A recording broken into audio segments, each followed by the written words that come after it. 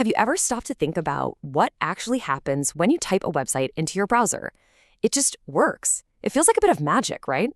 Well, it all comes down to one of the most important but kind of overlooked parts of the internet, the domain name. So today, we're going to pull back the curtain and see exactly how it all works. Let me ask you something. Could you remember this number? 142.250.191.78. Yeah, probably not. I know I couldn't. Here's the deal. Every single thing on the internet, from your phone to a massive web server, has a unique address just like this. It's called an IP address. And while they're perfect for computers to talk to each other, for us, they are an absolute nightmare. And this is where the domain name swoops in to save the day. It's the perfect solution. A simple, easy-to-remember, human-friendly name that just stands in for that complicated string of numbers. So instead of trying to remember a bunch of random digits, you just have to remember google.com. Simple. So let's break down what's really happening behind that name. All right, first up, what's in a name? You'll see that it's way more than just a label. It's the entire addressing system for the web. The easiest way to think about a domain name is to picture a physical street address. You wouldn't tell a friend to meet you at a set of GPS coordinates, right? No, you'd give them the street name and number. Well, a domain name does the exact same thing for a website. It's a one-of-a-kind address in the huge, sprawling city that is the internet.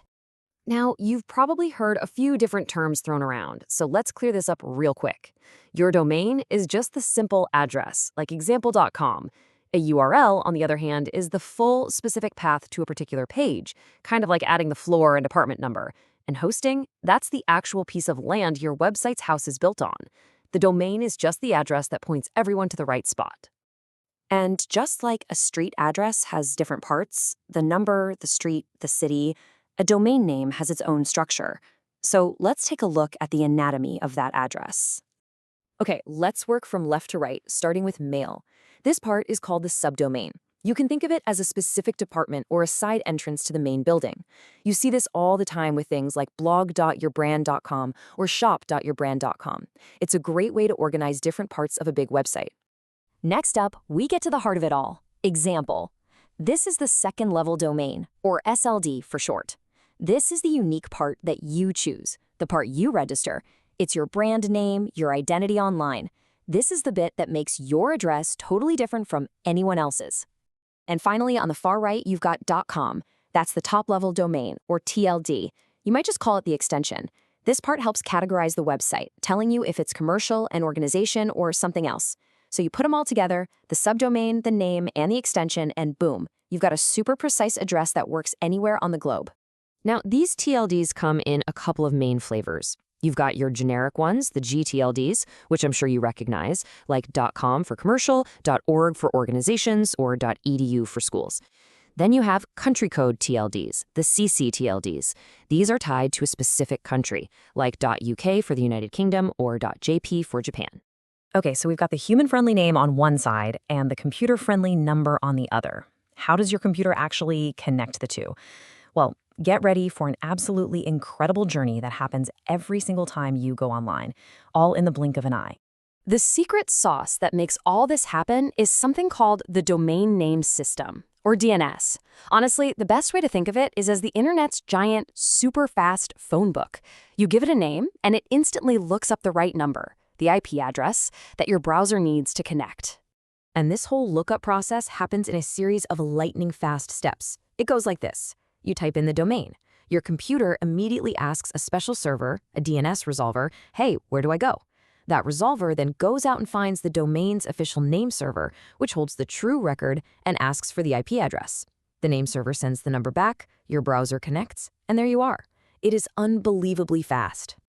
So inside the DNS, you have these things called records, which are basically just different types of instructions. The big one is the A record. That's the one that points your domain name right to your website's IP address. Then you've got the MX record, which is all about email. It tells the internet where to send your mail. And a CNAME record, that's kind of like a nickname or a forwarding address, pointing one domain to another. Okay, so now that you're an expert on how this all works, how do you actually go about getting one of these digital addresses for yourself? Well, it's actually way easier than you might think. Okay, first and most important thing to understand, you never really buy a domain name. It's not like buying a house where you own it forever. It's more like you're leasing or renting it for a specific amount of time, usually a year or more.